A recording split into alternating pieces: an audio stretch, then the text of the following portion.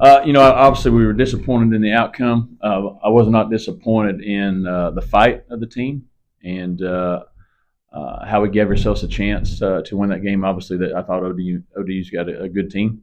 Obviously, the weather was challenging as well. We're there in the fourth quarter, down 7 with an opportunity to go and tie it up. I thought our defense played really really well, getting some turnovers for us. We put them in some bad situations, and they kept fighting there. So I thought they did a really good job. Um, just cannot consistently move the ball offensively, which has killed us the last 2 or 3 weeks, and then our kicking game as well, where we had some opportunities to get some points. But we can, when we clean those things up and we play with the same intensity and the effort and the joy that our guys played with last week, we're going to get better. And so I think that's our focus as we move forward. We're in the conference play, and what's happened in the past is the past. You got to let that go. You learn from it, but you let it go, and now you move forward, and hopefully the things that you need to correct, you got an opportunity here with a couple extra days to get those things corrected, get them fixed, and play the way in all 3 phases what we believe we have in our locker room and the belief we have in our players. Hopefully we can play to that level. Looking back at the offense, what are some things that you saw that maybe are correctable, or some things that you can look to try to change as you move forward? Well, I mean, you can correct the turnovers, right? We had 2 fumbles. Just one of the fumbles was we had a missed block on the perimeter. The guy drills us.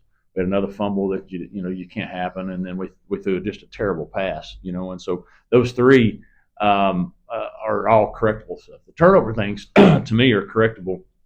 But we got to take ownership. The people that are doing it got to take ownership of it. It's got to be vital, important to them from that standpoint. And then from a standpoint of we've got to look at what we're doing from a schematic standpoint. Are we putting our players in the best positions that suits their skill sets? We looked at that these last couple of days as far as, hey, what do we have to do to maximize the talent that we do have? And then thirdly, we've had some injuries and different things up front, and you've got guys playing positions, and hopefully get some guys back. Maybe we move that around a little bit, put some guys in some better positions where they're maybe more comfortable in some of the things they're doing. And so we've evaluated all that stuff. At the end of the day, that 2 things. One, we have to do a better job coaching offensively and put our guys in better position. Secondly, our best players on offense, they got to play better. End of the day, they got to play better. I think we got some good players, and some guys, whether that's they're putting too much pressure on themselves, whether they've lost some confidence. You got to let all that go, and they got to be able to play to a level that they're capable of. We're not as bad as what we've put out there the last 2 or 3 weeks, but that's what we are. I don't think we're that bad. I think we've got capable people there to on all phases, coaching and our offensive players, and we just got to play to a better level. And so, hopefully you get a quarterback back if we can come back. I think our backup quarterbacks have battled the last couple of weeks, but there's some things they could have done better. But hopefully if we get Vasco back and he's healthy, that gives us a little jump start as well. Are you optimistic on him? It'll be 17 days before he plays from the injury or re-injury, I guess. And so one thing about him, he would have played last week. I mean, if he could, he would have played last week. I mean, he wanted to play. I think he told somebody he was playing. So if there's any way for him to play, he'll play. And so we got to make sure that we can try to get him as healthy as possible. I don't know if he'll ever be throughout the season, get back to where he's 100%. He'll have to play through some pain and stuff, but our plan is, hopefully that if everything continues to go well, that he will play. You mentioned play calling on a couple of occasions. I remember the James Madison game being the most specific, and you mentioned schematics today. Is the play calling something you feel comfortable with at this point of the year? Do you feel like it's gotten better? Yeah, I think I've got complete trust in what we're doing from a play calling standpoint. Can we be more aggressive? Yes, I think if you've called plays and before, when you're struggling and you mess certain things up, you start thinking, God, what can we call this? We're not going to mess up, and you start becoming timid as a play caller, right? Because now you're trying not to put your guys in bad position to screw something up, instead of saying, hey, we're just gonna go out there and call what I know I feel confident in. But when you're when you're struggling and you're not maybe executing the way you want, you start, I don't say panic, but you just start going, what can we run where we can't get a holding penalty, or we can't do this, or we can't do that. And you can't call games that way, and I've been in that situation before where I felt that way. And so I don't think it has anything. I think we've had opportunities to make some plays. Is there plays you wish you could call or should have called? Yeah, everybody has, those things. Man, I wish I'd have done this but I think we've had opportunities. You go back and look, we've had opportunities to make more plays, and we've not done that. And so there's a combination of all that stuff. But in the day, we got to play call better, but also offensively, we got to execute better. There's plays to be made, and we don't make them. And then when you don't make them, play caller, you get a little nervous. Well, I can't make this one. What can we do? And it all. But I think we have an understanding. We've had meetings. We've looked at all those things, and you're like, hey, what can we do better? We're committed to doing those things better as far as offensive staff, and then as far as offensive players, what can we do better? They're committed to fixing those things. So hopefully you'll see us going in a better direction. Because of that, do you feel like that you had it? Or I guess Willie maybe the better one to ask, but you might know too. Do you feel like that you really haven't been able to get into a rhythm at all in series? Yeah, I mean, I think if you, what have we scored the last 3 weeks? Not a lot of points, right?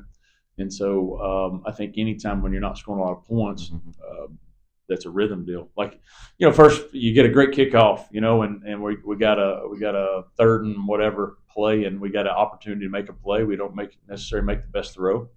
Then you miss a kick, so you lose a little momentum there. You get a little drive. We had another little drive going, and then we get a little penalty.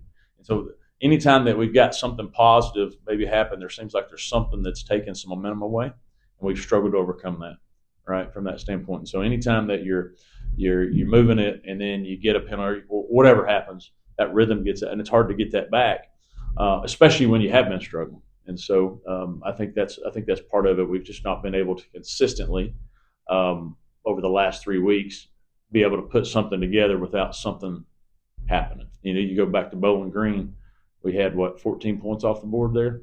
I mean, big touchdowns. We had a huge another play taken off for a penalty.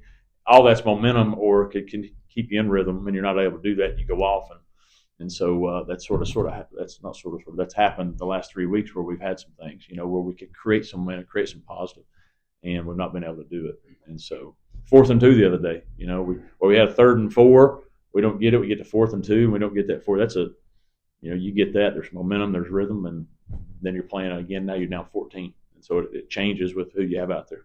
How involved do you get with the play calling within a game? Like what kind of is it suggestions? Is it mostly? I mean, I don't have tons. I let the guys do majority of most of that. Though if they ask my opinion, I'll give it. And there's certain times you might say, hey, let's think about this or this. But I try to stay out of it because they're focused on, they're studying, they're focused on what they feel is best, and they don't need me in their ear when they're trying to call a play and some of those things. But we'll have discussions, and hey, if I see something I think that could potentially work and some of those things, and I mean we communicate basically every drive where I'm on the headset with them. I'm not calling them, I'm listening, and in between series, hey, we'll talk through, hey, what do we see, what do we need to try to fix, and all those things. How do you balance criticizing, critiquing, with also trying to make sure that you guys are mindful of where the confidence of the players are, and criticizing as far as players, as far or coaches, and players, as far as you with the coaches, and then your coaching staff with the players, pointing out areas that can be corrected, but also trying to make sure it gets them in the right headspace with where their confidence is. Well, I mean, the blame of everything's on me.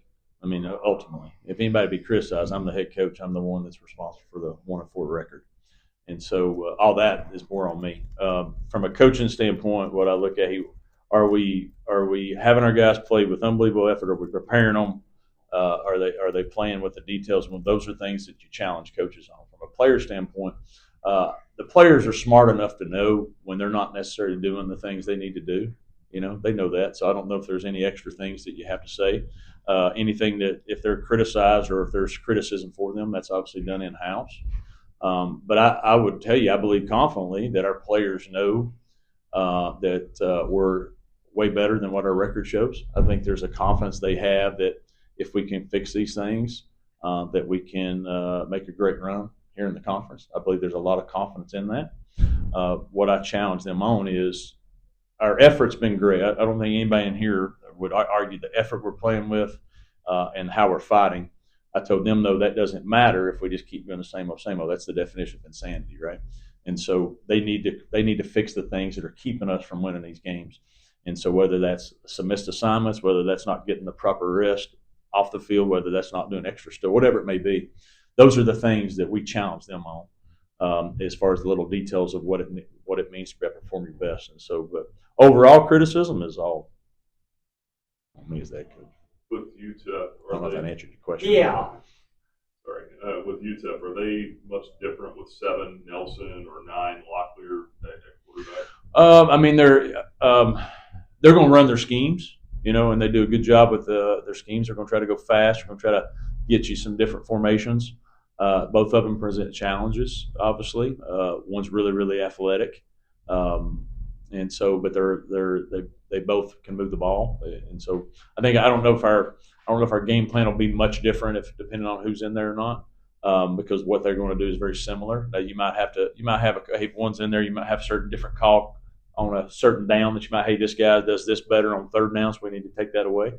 But our defense preparing for them knows that basically what they're I don't say knowing exactly what they're going to do, but knows what they're trying to do from an offensive standpoint. So you got to make sure that we're just lined up, our feet in the ground, our cleats are in the ground, and that we're lining up to the formations and different things they give you with the speed that they play with.